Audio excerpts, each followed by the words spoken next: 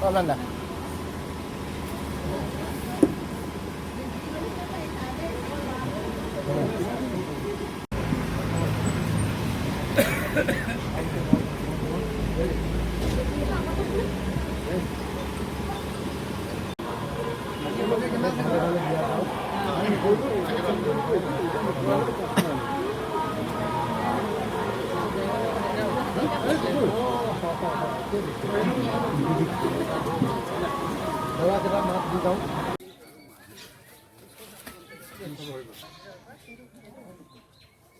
নামতিয়ালি যি আমগুৰি ডেভেলপমেণ্ট ব্লকত পৰে যেনেকৈ আমাৰ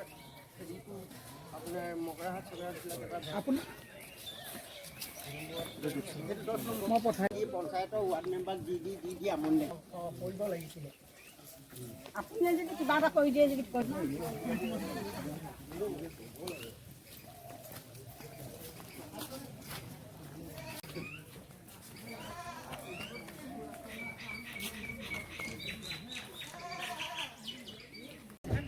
বুইবল লাগিছে ফুলচনত আহিছিলে চাহ ঘৰটো আহি একাউণ্টটো খুলিলোঁ খোলাৰ পাছত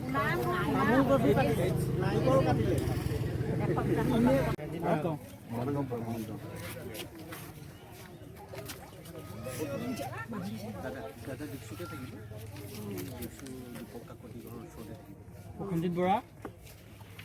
আপোনালোকৰ ফোন নম্বৰ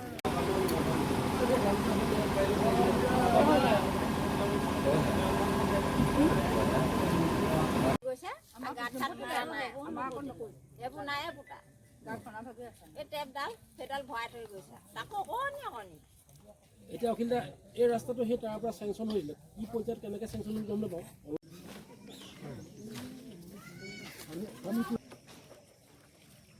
এইটো কেলে ভেটিছিলে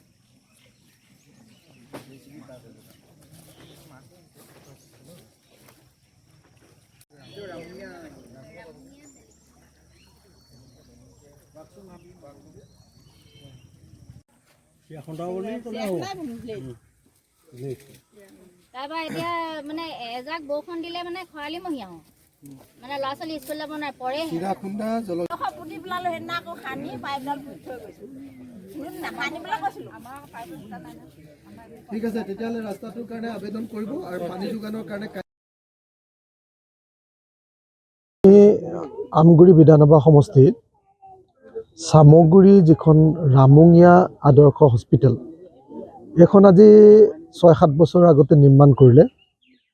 অতি আটক ধুনীয়া এখন হস্পিটেল নিৰ্মাণ কৰি থোৱা হৈছে কিন্তু আজি ৬-৭ বছৰ ধৰি সেই হস্পিটেলখনৰ এতিয়ালৈকে চিকিৎসা সেৱা আগবঢ়োৱা হোৱা নাই আনকি মই জানিব পৰা মতে তাত কোনোবা ডক্টৰক নিযুক্তিও দিয়া হৈছে কিন্তু তেওঁলোকক ইয়াৰ পৰা নি ইয়াত নিযুক্তি দিয়া হৈছে কিন্তু বেলেগ ঠাইত ডেপুটেশ্যনত ৰাখি দিয়া হৈছে আজি স্বাস্থ্যমন্ত্ৰী কেশৱ মহন্ত ডাঙৰীয়াক এই সন্দৰ্ভত স্পষ্টকৈ জনোৱা হৈছে বিশদভাৱে জনোৱা হৈছে আৰু কেশৱ মহন্ত ডাঙৰীয়াক কোৱা হৈছে যে সেই মডেল হস্পিটেলখন চামগুৰি মডেল হস্পিটেলখন অতি সোনকালে আৰম্ভ কৰাৰ ব্যৱস্থা গ্ৰহণ কৰিব লাগে আৰু একেটা সময়তে আমি আমাৰ কোঁৱৰপুৰৰ এখন নতুন মডেল হস্পিটেলৰ কথা কৈ আছিলোঁ সেই কোঁৱৰপুৰতো সেই একেই 30খন বিচনাযুক্ত এখন মডেল হস্পিটেল আমাৰ পুৰণি শিৱসাগৰ সমষ্টিত নিৰ্মাণ কৰিবৰ কাৰণেও আজি কেশৱ মহন্ত ডাঙৰীয়াক আমি আহ্বান জনাওঁ আচলতে ৰাইজৰ মাজলৈ ৰাইজৰ দল এই কাৰ্যসূচীৰ জৰিয়তে আমি ৰাইজৰ পৰা সাংঘাতিক ধৰণে শিক্ষা লাভ কৰিছোঁ সাংঘাতিক ধৰণে আমি ৰাইজৰ পৰা শিকিব পাৰিছোঁ প্ৰত্যেকটো অঞ্চলৰ উন্নয়নৰ মডেলবিলাক যে বেলেগ বেলেগ হ'ব প্ৰত্যেকটো অঞ্চলত ক'ৰবাত ৰাস্তা পদূলি আটাইতকৈ বেয়া ক'ৰবাত আকৌ একেবাৰে দলঙেই নাই ক'ৰবাত একেবাৰে খোৱা পানীৰ ব্যৱস্থাই নাই ক'ৰবাত আপোনাৰ স্কুলৰ অৱস্থা সাংঘাতিক ধৰণে বেয়া প্ৰত্যেকটো অঞ্চলৰ উন্নয়নৰ কাম কাজবিলাক কেনেকুৱা হ'ব লাগিব এই কথাবিলাক বুজিবৰ কাৰণে আমি পুৰণি আমগুৰি বিধানসভা সমষ্টিৰ দিকচু পঞ্চায়তত আজি সমগ্ৰ দিনটো অতিবাহিত কৰিছোঁ ৰাইজৰ লগত বাৰ্তালাপ কৰিছোঁ পুৱা 8 বজাৰ পৰা তেখেতসকলৰ লগত কথা বাৰ্তা পাতিছোঁ, মিটিং মাটাং কৰিছোঁ, খোৱা বোৱা কৰিছোঁ, হাঁহি ধেমালি ফূৰ্তি কৰিছোঁ। সকলোৰে লগত কথা বাৰ্তা পাতি আমি কেনেকৈ এই আমাৰ নতুন এলেকাবিলাক আমগুৰি বিধানসভা সমষ্টিৰ এই এলেকাবিলাক কেনেকৈ উন্নয়ন কৰিব পাৰি তাৰ কাৰণে ব্যৱস্থা গ্ৰহণ কৰিবৰ কাৰণে চেষ্টা কৰিছোঁ।